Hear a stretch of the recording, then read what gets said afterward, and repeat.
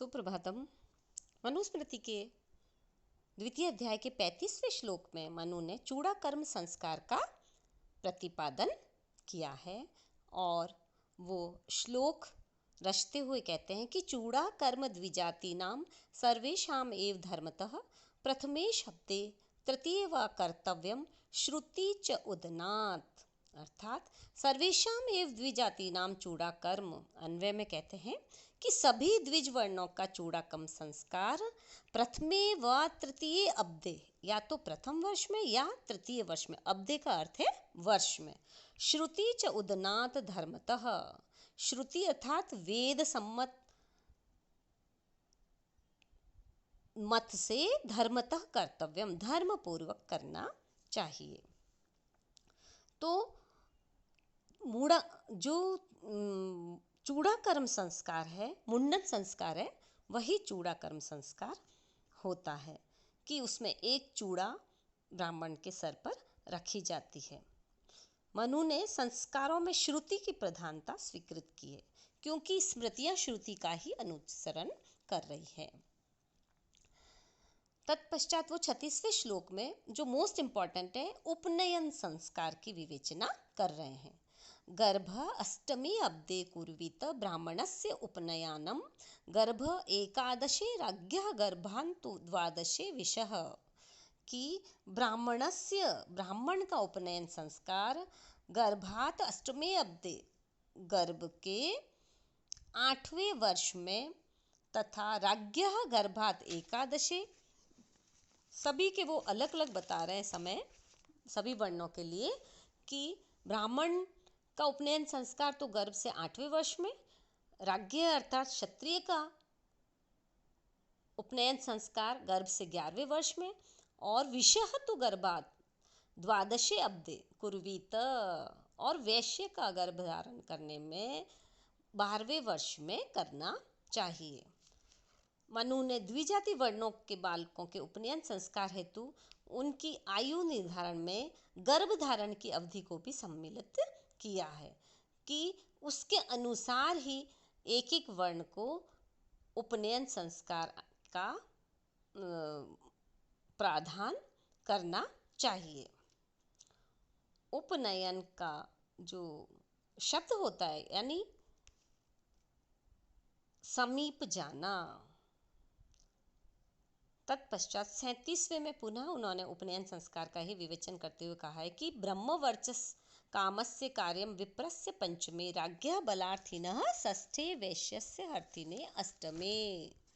अर्थात ब्रह्म तेज की कामना करने वाले ब्राह्मण का 5वें वर्ष में, बल की अभिलाषा करने वाले क्षत्रिय का 6ठे वर्ष में, और इस संसार में धन की इच्छा करने वाले वैश्य का उपनयन संस्कार 8वें वर्ष में किया जाना चाहिए।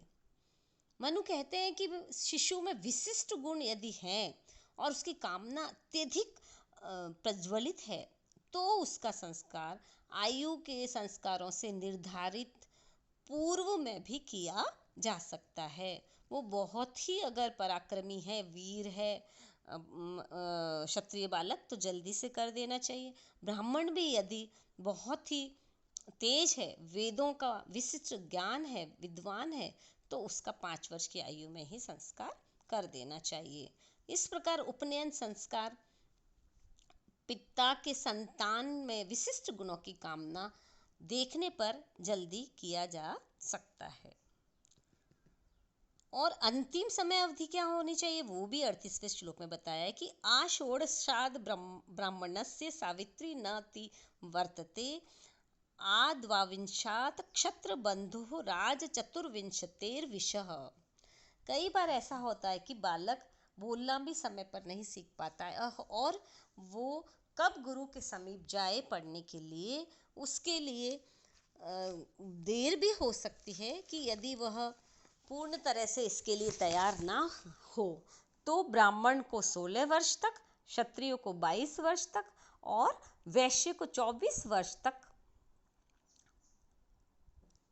उपनयन संस्कार किया जा सकता है।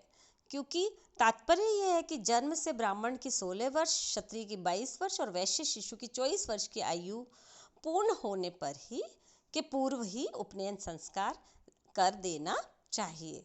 मतलब जो ये आयु कही है उससे पहले तो करा ही जाना चाहिए, इससे बाद में ये संस्कार नहीं किया जा सकता। इस प्रकार उपनयन संस्कार की विशेषताएं बताई है मनु ने। तत्पश्चात हम बढ़ते हैं